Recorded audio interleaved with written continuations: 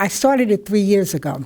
Okay, so I got involved with the Summer Youth Internship Program 3 years ago. So I met Julie Kennedy, and they had some functions, and I thought, oh, okay, this could be really cool.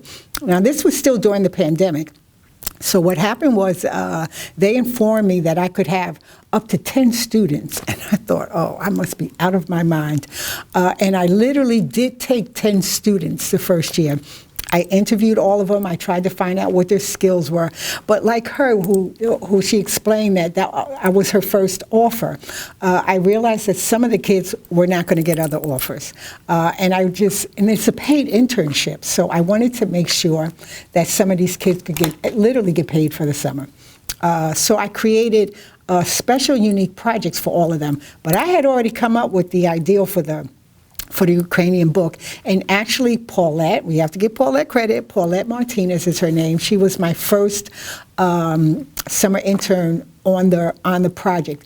And she was only 15 at the time when I started with her. And believe it or not, she's just a senior now. It blows me away that I literally got these kids really young. And she was gung-ho. So we came up with ideals and stories. And in the originals, we sketched out. Okay, I came up with, I told you, the ideals stemmed from a promise. It was a promise that I had made to myself about when the Haitian earthquake happened.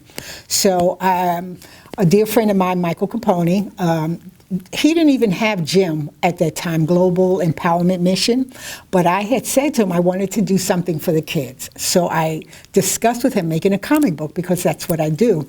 And he thought it was a good idea, but it never materialized. And so I kind of put it on the back burner, and I always felt not guilty, but like I didn't do something, and I wanted to do something. So when the war in Ukraine happened, or immediately, I said, And then I watched television, over the next week, 2 weeks, and I just kept seeing all of these children being displaced. This really was about the kids for me. And I thought, oh my God, it will be like almost 1 million children on the march. This is insane. And then they're going to countries they don't speak the language. It was just all types of complications. And I thought, this might be the perfect time to actually get this project off the ground. And I don't know anything about Ukraine. Literally, I just went and started Googling information just about the country itself. And then just, going with the details. But I needed to think from a child's perspective.